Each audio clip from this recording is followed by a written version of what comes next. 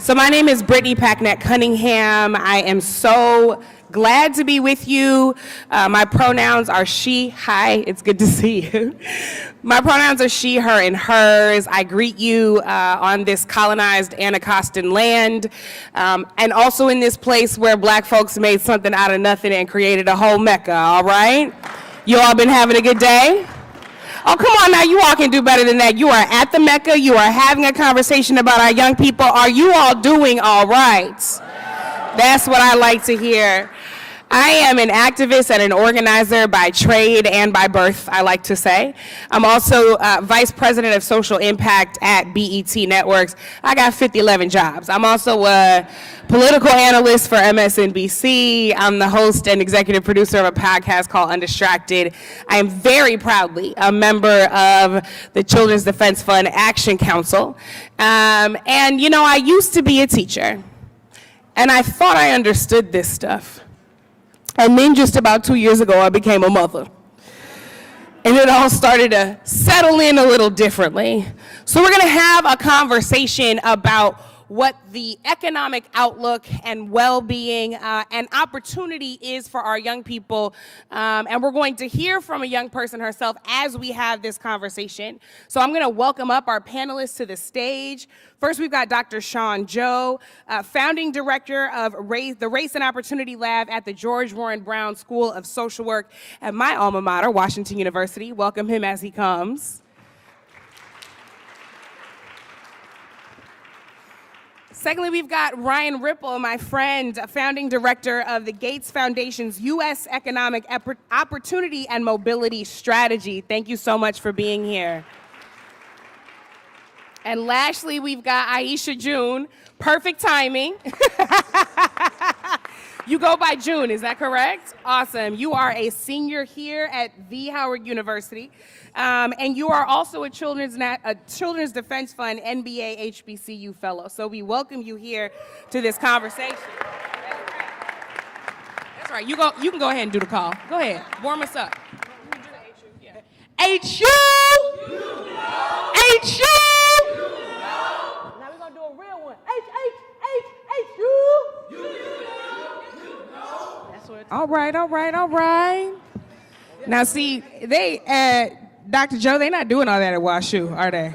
Nah, we missed out. We were D3, we ain't had no, it was cute, but it wasn't like the Mecca, all right? So I'm actually going to take a back seat for a few minutes because Ryan here is going to give us a brief presentation, laying out some of the leading research informing public and philanthropic thought in economic mobility in the context of the American promise. So Ryan, I'm gonna turn it to you, and then we're gonna have a fruitful conversation and leave some time for audience questions. Thank you so much, Ryan. Let's welcome him as he comes.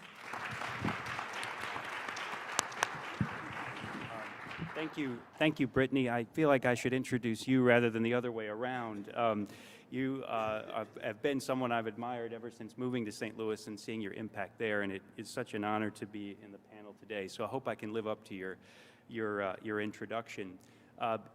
It's really an honor to be able to do anything with the Children's Defense Fund, and especially with Starsky Wilson, someone I've admired and who's been a hero to me since I first learned of his work in St. Louis. This Children's Defense Fund has been the leader in fighting child poverty in the United States for the past 50 years. And what makes the CDF so powerful is that it's not just a fund, despite its name, it's a community. It's all of you. And thank you so much for the work you do day after day, year after year, to deliver on the country's promise to every child in every community in the United States. There's another thing I want to thank the CDF for, and this one is a little more personal. The original logo on which the current one is based means a lot to me. For those of you who don't know, it was drawn by a 5-year-old girl, Maria Cote, in 1974. And it refers to an ancient fisherman's prayer. Dear Lord, be good to me. The sea is so wide and my boat is so small. The sea is so wide and my boat is so small. I was born in Mexico, Missouri, a nice small town in the central part of the state. My parents owned the sporting goods store on the courthouse square, and they supported my older sister and me by outfitting all the teams in the area in screen-printed jerseys. One Saturday, when I was 3 years old, my dad drove to Fulton to deliver football uniforms to the high school there. On his way home, he was in a head-on collision and died instantly at age 37. This is me as a 41-year-old giving you the facts. But I was 3 years old. I remember the police officers pulling up in front of our house. I remember my mother wailing and weeping, "No, no, no." I remember asking her the only question I could muster, "What's wrong, Mommy?" And I remember an officer picking me up, placing me on the kitchen counter, and telling me it was my duty to take care of my mom and my sister from that day forward. For the next 20 years, until my mother died of undiagnosed cancer, I watched her struggle to piece together a life for us, and I took what the officer told me to heart. I tried to be an adult. In grade school, I learned how to read a check register so I could fish my mother's checkbook out of her purse and confirm we'd paid the bills and calculate how much was left. But I was a child, and I didn't know how to save us. Those feelings of helplessness have been stamped on my consciousness ever since. The sea was so wide and my boat was so small. And there are many millions of children whose traumas are much deeper than mine and whose barriers are piled much, much higher. That is why I do the work I do, and I'm grateful to CDF and to Maria, Coach, for capturing it so elegantly. I hear this ancient prayer as a whisper of hope, but also as a call to action. We need God's favor, but we also need a plan to end child poverty. Together, I believe we're trying to augment hope and prayer with institutions and systems that work to create opportunities in our communities. Right now, our systems do the opposite. They deny opportunity. One of the words we use when we talk about child poverty is marginalization. And yes, marginalization of all sorts plays a role. Racist marginalization, sexist marginalization, the marginalization of forgotten and neglected places. But in another sense, there is nothing marginal about child poverty. In fact, child poverty sits at the very center of the modern American experience. This is not merely rhetoric, it is an evidence-backed conclusion. The data makes it clear. As we all know, the child poverty rate in America today is 12%, more than twice what it was a year ago. That is 9 million children in poverty. If poor children were a state, it would be the 12th most populous state in the Union. Those numbers are already too big to be considered marginal, but they're also the wrong numbers to use. When it's possible for the number of people in poverty to double in a year, then you know people above the line are also in trouble. That's why so many in our field, including at the Gates Foundation, use 200% of the federal poverty line to do our work. Not having enough money to survive is a terrible thing. Not knowing if you'll have enough money to survive tomorrow is terrible in a different way. The gnawing insecurity, that constant desperate struggle to make ends meet is itself a kind of poverty. Using that 200% standard, the rate goes up from 12% to 35%. In other words, more than 1 in 3 children in a kind of poverty in this country. 25 million children in all. That would be the 3rd most populous state in the Union. And it's not just the huge numbers that make me say child poverty is not marginal. It's also the way those 25 million are spread across the country. 39% of families in the 200% population live in big cities, the top 25 metro areas. 17% live in rural areas. That means more than 40%, a plurality, live somewhere in between, in suburbs, in small towns, in small cities. Or you can break it down geographically instead of demographically. Using our definition, at least 20% of children are poor in every single one of the 50 states. Poverty is everywhere. I told you I was born in Missouri, and I live there now. One thing about Missouri is that we've got a little bit of everything. We're east and west, north and south, we're urban, we're rural, we're all things in between. In short, we're representative of America. Another thing about Missouri is that we're poor. We have the 13th lowest median income in the country, and we're getting poor. My hometown of Mexico used to be the fire brick capital of the world. My neighbors made the bricks used at NASA's station Cape Canaveral, but the plant closed in 2002, and job growth in Mexico is now negative. There are no Rippels left in town, but I still visit, and I see the decline every time I pass by my grandmother's house. It was once the pride of the neighborhood. Not a mansion, but a solid gleaming white with a neatly kept yard. Now it's falling in on itself. When I moved back to Missouri a decade ago, I settled in St. Louis, where I live today, with my wife and 2 boys. And I understood when I moved there, of course, that it had never been like Mexico. All the help people like my parents got to build a good life was denied to most St. Louisans because most St. Louisans are black. But understanding and seeing are different. Shortly after I moved there, I went on a ride-along with 2 St. Louis police officers. The first thing they told me was that for all the city's reputation for crime, they received far more calls about people in distress. That night, we were called to an abandoned house where 14 children of various ages were living unaccompanied by an adult. I didn't know how long they'd been there. I don't know what happened to them. I just know that the sea was vast, and their boat was a house crumbling around them. No matter how hard I squinted, it was nearly impossible to see a path to a good life for those children. One of the things that set me up for a good life was a youth program called Boys State. I've stayed in touch over the years, and sometimes I get to talk to the boys in the program now. Recently, I was doing a Q&A with a young man from Fayette, a tiny farming community, and he asked me something that I can't get out of my head. He said, "I think my high school is failing me. What do I do?" I made something up about how he's already doing what he should do by raising his voice. But the truth is, I don't have a real answer, and I still don't today.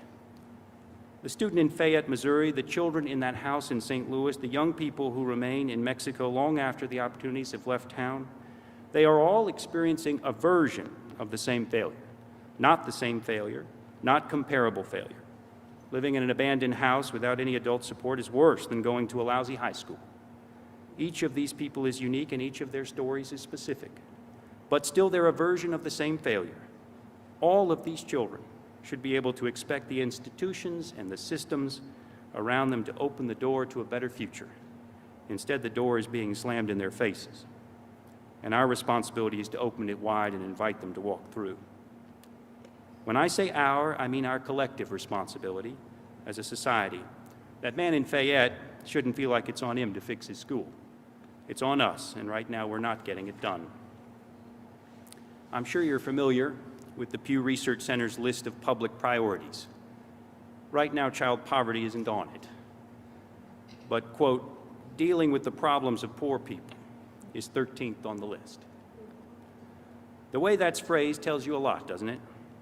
They are problems that have to be dealt with, not a standard of living that everyone deserves.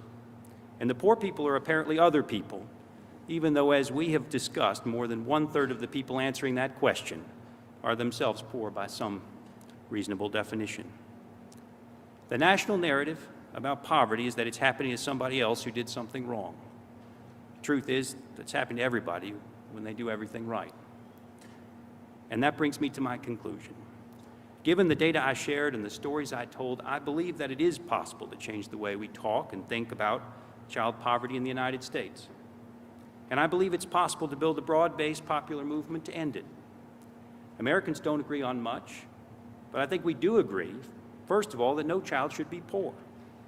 People like to blame adults in poverty, but not children. Children are innocent. I also think we agree, second of all, that children deserve help, whether it's coming from the government, a church, the United Way, or a concerned neighbor. I'm not an expert precisely on what a solution should be, but I'm convinced by research conducted by people like Raj Chetty, who many of you have heard of, that some places do help people rise and other places push them down. So what differentiates the upward mobile and the downwardly mobile places? Many things, as Secretary Fudge just argued: access to housing, to financial services, to healthy food, to good jobs. But another feature is social capital. That's an abstract concept, so I try to think about it in concrete terms. Social capital for me was Boys State, or it's a YMCA or YWCA, institutions where children of all races and ethnicities and all income levels can connect to one another. One study Professor Chetty conducted shows that what he calls economic connectedness, friendships across class lines, is among the most important factors explaining economic mobility. In fact, he argues that a reason children of low-income families in Minneapolis grow up to earn 40% more than their peers in Indianapolis is that they're 50% more likely to have friends across income levels. Social capital is a big brother, a big sister. It's a mentorship program that builds networks between children and caring adults. Or it's a good first job for a young person, a first boss who believes in opportunity. One of the areas we're focusing on at the Gates Foundation is supporting small businesses, which employ the vast majority of low-income workers in the country, so that they can invest in their employees' future. We're finding that relatively small reforms, like predictable schedules and paid time off, make a huge difference. There should and will be spirited debates about the best ways to address child poverty, but at the same time, there are solutions working to build social capital in some communities and not being tried in others. And I believe on all sides of these debates, we can get behind solutions. Finally, the third reason I think we can build a broad-based popular movement is that since every type of community in this country produces child poverty, the issue is personal for all of us. In a better world, we would all behave as if every child everywhere were our own. But even in the world we actually live in, we are not talking about other people's children. We are talking about our children in our communities. You've raised your hand to lead this work, and right now leadership means inviting others to join you on the basis of shared values. It means building a broad-based popular movement because the sea is so wide and we need a bigger boat. Thank you to all of you, to the CDF for supporting this work, and thank you for all each of you do to support so many children struggling to steer a course to a brighter future. Thank you so much. Thank you so much for that. There's so much to take in from what you said. Some of the things I'm walking away with are A, how we talk about this matters, right? That instead of starting the conversation at the floor, at bare minimum of how people can survive, that we actually start in reality of how most people are surviving and always begin with our most radical imagination. I'm also sticking with the fact that you called all of us to task, right? That this is not a you problem or somebody else's problem, that this is our collective responsibility. And that actually brings me to you, June, because I've been contemplating, both as a parent and as somebody deeply involved in this work, I've been contemplating the world we're giving you. And I say we, right? Because we've engaged, despite our best efforts, especially the best efforts of so many people in this room, we're not giving you a world that is reflective of your potential, right? So let's just keep it a buck, right? Eggs is $67 a dozen, okay? Gas is $37 a gallon, right? Also, though, we just had the governor of Florida, who is a presidential candidate, ostensibly call slavery a jobs program, right? He had clearly never been to the DuSable Museum to see the chains and the whips in your hometown of Chicago. He clearly did not understand, as my friend Dr. Freddie Haynes said last week at chapel here, that we came here with the skills, right? You've also got a new Speaker of the House, who it was just released that in 2018, he called the SNAP program, what so many of us grew up knowing as food stamps, quote, our nation's most broken and bloated welfare program. That is despite the fact that this year's federal Department of Defense budget is $1.08 trillion this year alone, which is nearly 10 times the amount we spend on SNAP for 38 million Americans in need of food support. The other thing that I'm clear about is that 43.6 million of your fellow current and former college students hold $1.7 trillion in college debt. Meanwhile, the cost of the education keeps going up. So I want us to be clear about the world that we're giving you, because I know you're clear about the world that you're walking into. So the first thing I want to ask you, because we're clearly not setting you up for success, is give us one word that you think of when you look out into that view of the world and you think about the world you're stepping into. It's tough. It's tough. Tough could be the word, but Yeah. it's not. It's not. Honestly, I think the word that truthfully comes to mind is hustle. You know, and it comes to mind for me, especially because at least for me, growing up, I always had the mindset that, you know, God gives you these hard things for you to grow through, for you to find strength in, for you to become this strong person who can represent and also just make change, make a way. I've always believed in my own civic power. But I think I was talking to one of my friends about this, with this mindset the other day, and she was like, God doesn't give you hard things. Like, God doesn't tell you that you have to go through these things. He gives you the strength to get through them. You know, people have free will and free choice, and that's how we are in this world that we have. But he never said that you had to go through those things.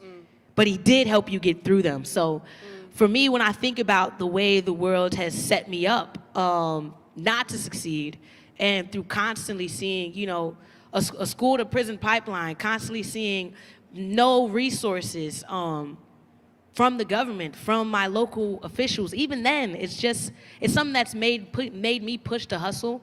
It's always brought me towards art. It's always brought me towards being creative. It's always brought me towards uplifting my voice and seeing what ways I can empower others to uplift theirs.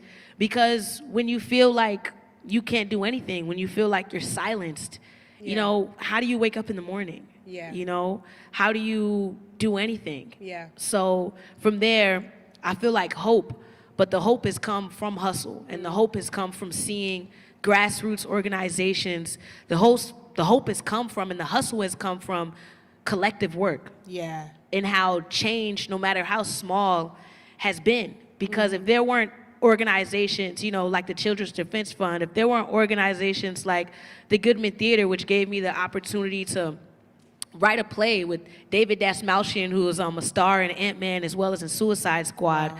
If I didn't have that opportunity, you know, how would any of my story ever be told? You know, and even though I'm one queer black woman from the southeast side of Chicago, my life matters. And the more I'm able to tell my story, the more there are other young women who are able to be in those same circumstances and say another day of life is worth it. And that's what makes me want to hustle. Yeah. And makes me want to continue to just stand. That's all right. You know, in activism and in opposition to those systems. That's right. That's right. So that's a powerful word. And, not but, and. I'm going to push you a little bit. Because the refrain I often got, and a lot of us got from our parents, our grandparents, right, is that they wanted us to do better than them, right? That's always the setup. I want my child to do even better than me, to have more access, to have more opportunity, to experience everything that life has to give, even the things from which I was restricted. Which means that even though you clearly got a hustler spirit, we don't actually want you to have to hustle, right? We want you to be able to live. Because hustling is about surviving. And we are all here because we are interested in your and every other young person's thriving.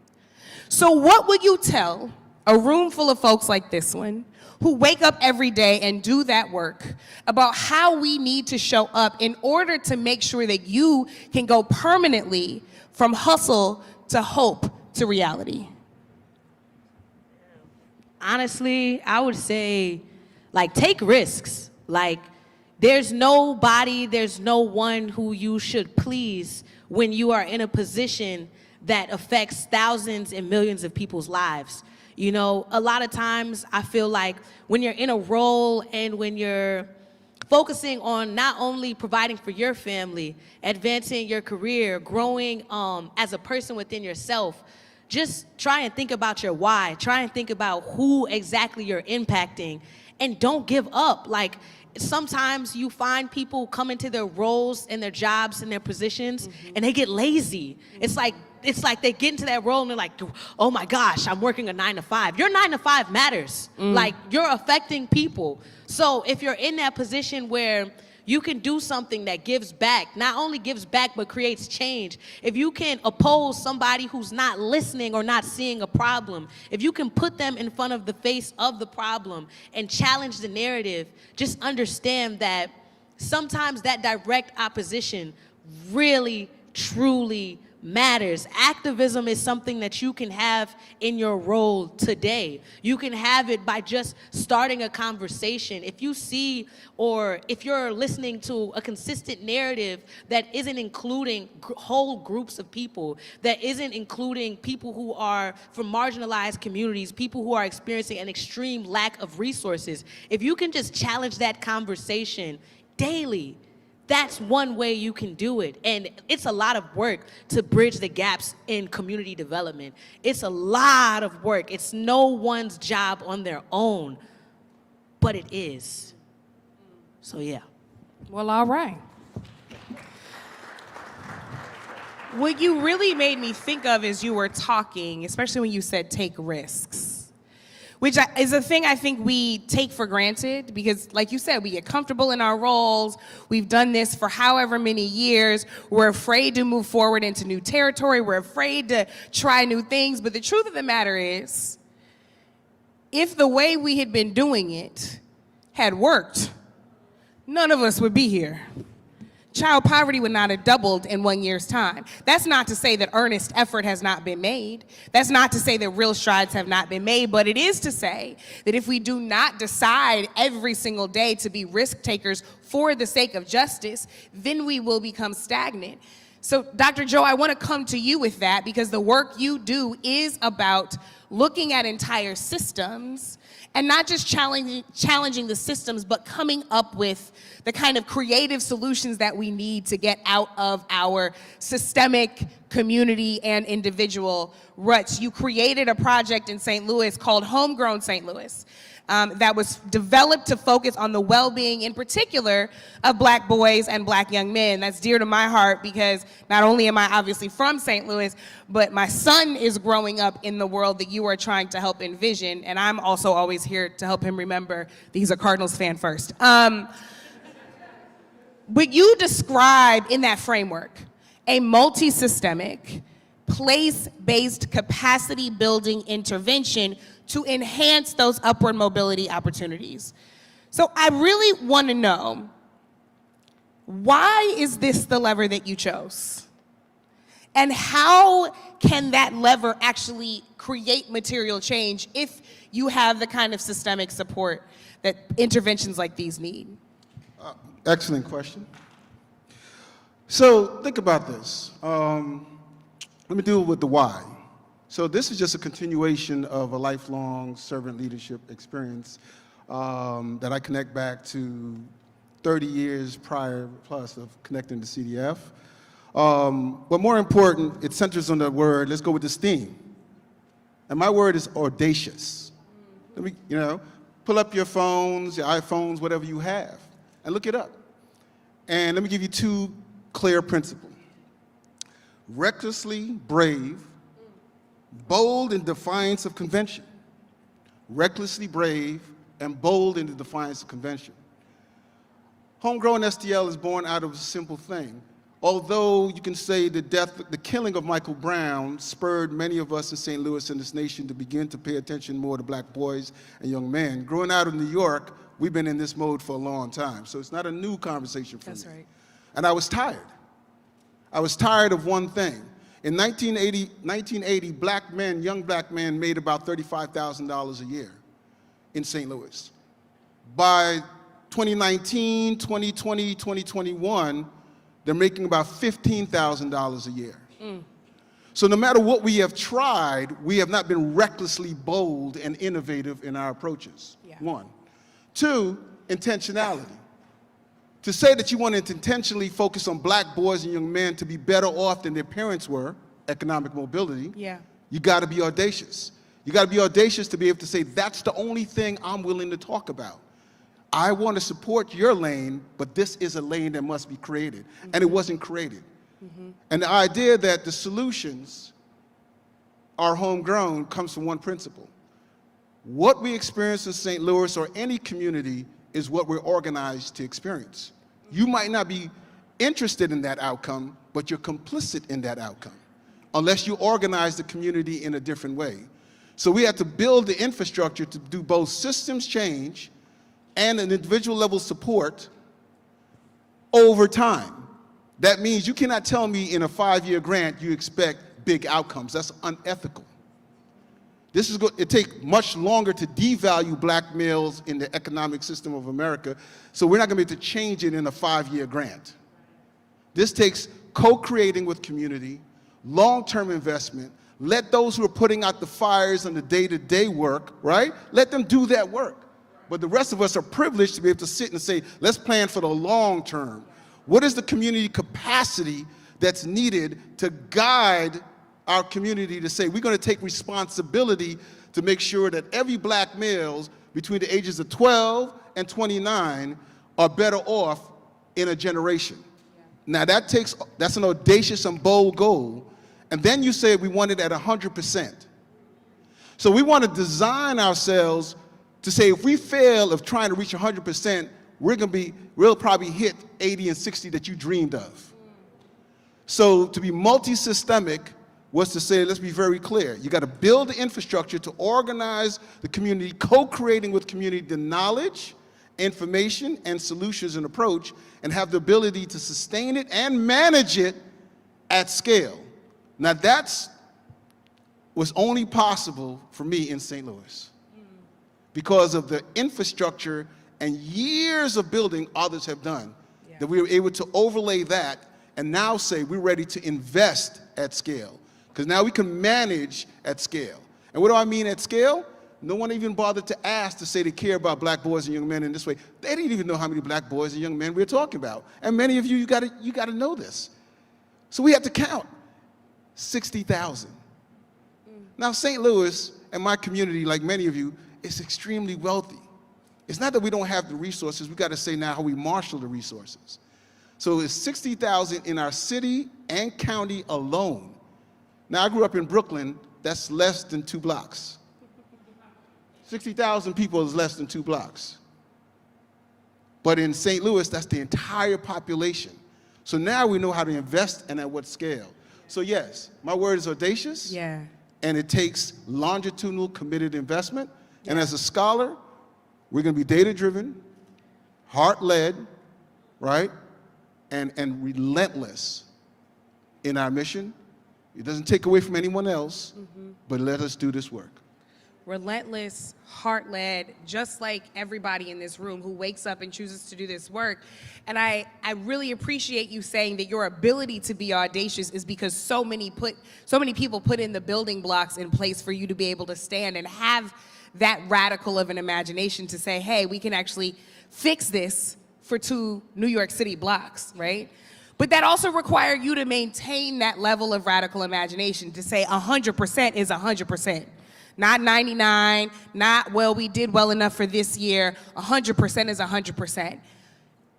Is there a particular story or moment when you were glad that you held on to that 100% and didn't let other people convince you otherwise? I think the moment is this moment. 9 years of co-creating, co-developing, thinking about what are the right set of institutions and making sure that our community has the capacity, right, and power to make decisions about what it wants its black males to experience. This is my moment right now that I'm glad that I stuck to, because you had the same conversations. Well, why not the entire black family? Well, I was like, well, this is going to be radically different. I want intentional and deep investment in a population that's been undervalued, well, actually, I'm sorry, used to be highly valued, and then systematically undervalued in its purpose and labor. So now is my moment that I'm glad I'm held on to say, and again, my ability to hold on is because those who I introduced the idea to, there's a wonderful children's book, What to Do with a Good Idea. I don't know if you guys know that book. Yeah. The Starsky Wilsons, the deceased Halbert Sullivans, lots of names of individuals who said, we're not quite sure what you're trying to do, and you're really trying to do too much, but go ahead. So what keeps me going is that principle that we have not achieved anything at the scale we wanted, but we're better positioned to be able to do that than ever before. So seeing people step into vision now and their role, not my role, that they co-created role, is giving me that sense of stay put and stay on the course. That's right, yeah. Thank you for that. And, without vision, the people perish. Is that right, Reverend Wilson? Okay, just had to double check. But, I actually want to point to something that Reverend Wilson and I speak about a lot, which is about specificity, Ryan. You heard June, you heard Dr. Joe. You've heard from students around the country as you've been doing this work with the Gates Foundation.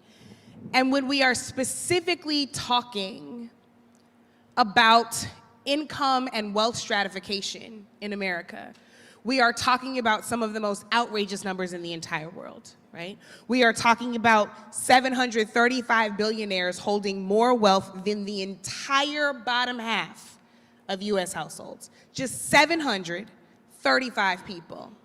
When we get even more specific, we recognize that even within that general stratification, there are marginalizations, right? To the presentation you made earlier, right? So when we know that a white high school dropout is on pace to have greater wealth than a black college graduate, we have to be specific. So if we're specific in our analysis, what does the research tell us about how we can get specific in our solutions?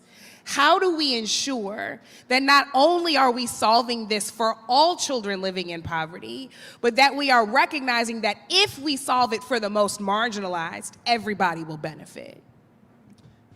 It's such a powerful question, and I think embedded in the question is in some ways the answer, right? It's the analysis you just framed up, that if we are solving for those who are most marginalized and most disenfranchised in this system, we are going to be able to improve things across the system.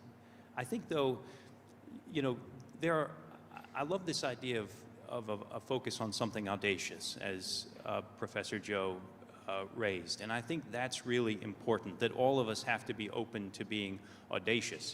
I work for one of the folks at the very top of that income distribution. And I think part of my job every day, if I'm doing a good job, is to get that individual and the people around them to be a little bit more audacious, a little bit more long-term, a little bit more willing to take risks on the kinds of things that we're talking about.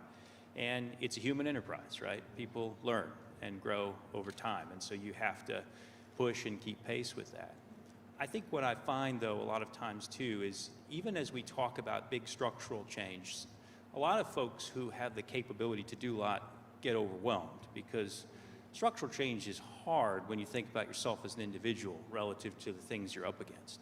But somehow in this country, a lot of us have gotten comfortable with a notion of climate change that has both big structural things we need to shift and behaviors that we need to change in ourselves. Some of us turn off our lights now in different ways. We buy different kinds of cars. We do a whole range of things.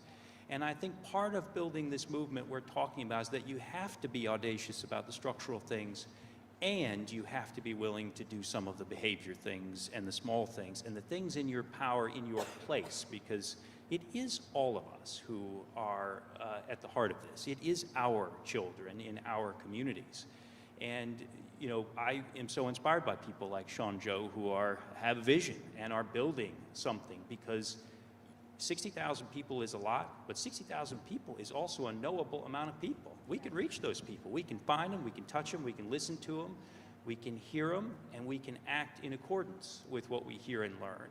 And so that kind of focus and specificity is important, because you will not learn and you will not shift focus if you aren't focused and targeted in that way. So I really strongly agree with what you're saying, and I also think that there are lots of things that do work, that are out there, that we don't scale, that we don't invest in long enough, that we don't push hard enough on, and we need, if you have the privilege of resources, you have the privilege of being a long view kind of investor, right? You can do that, and you can give capacity support, and you can do those kinds of things that are about the long term.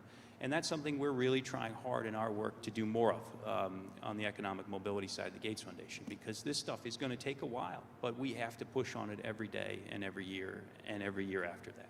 Absolutely, and we're grateful that you are in position to be making sure that folks who have those resources are indeed being audacious. June, I think you had a thought. I definitely had a thought, just even listening. If I could just inspire, or even just say one more thing, just literally give us money. Like, ask the people you know Amen. for money. Like, you know people. Like, when you're in the position Amen. to where you might not have the direct power, you have a voice.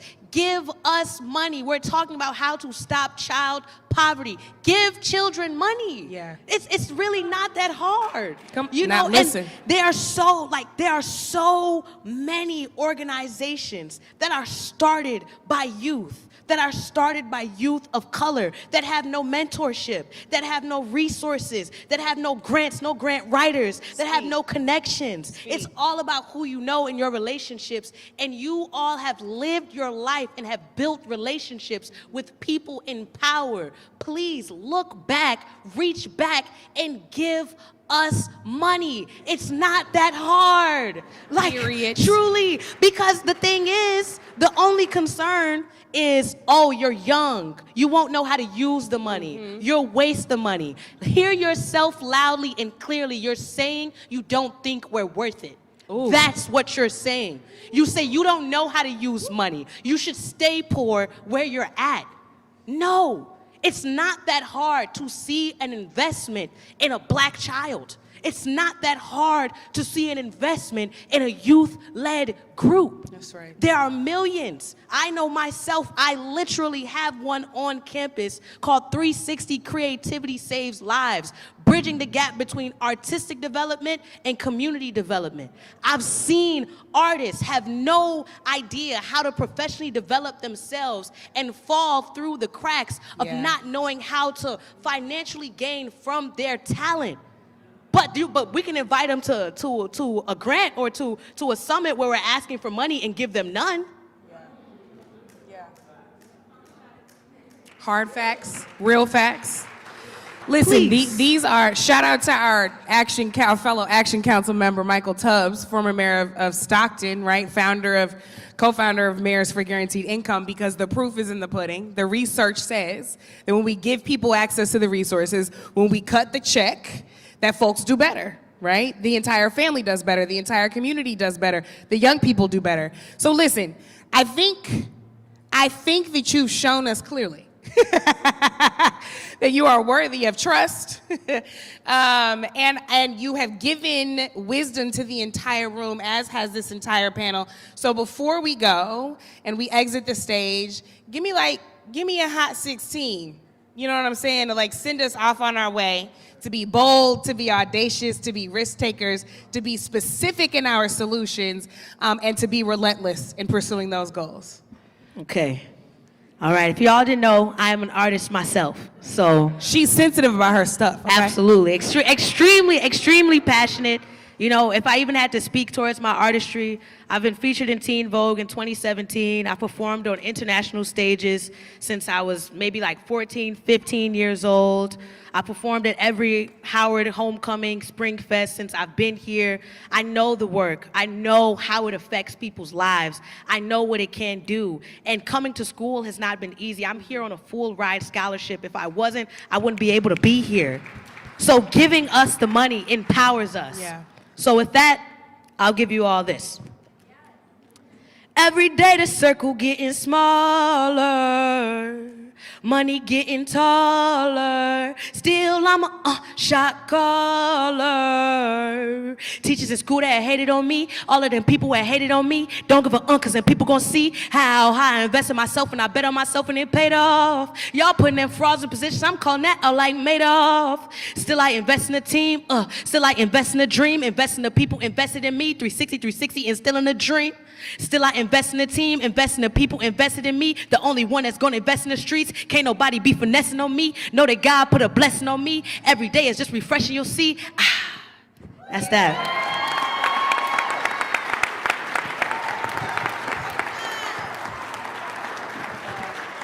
Thank you so much. June, Ryan, Sean, thank you for your brilliance. Thank you for your wisdom. And thank you for sending us off audaciously.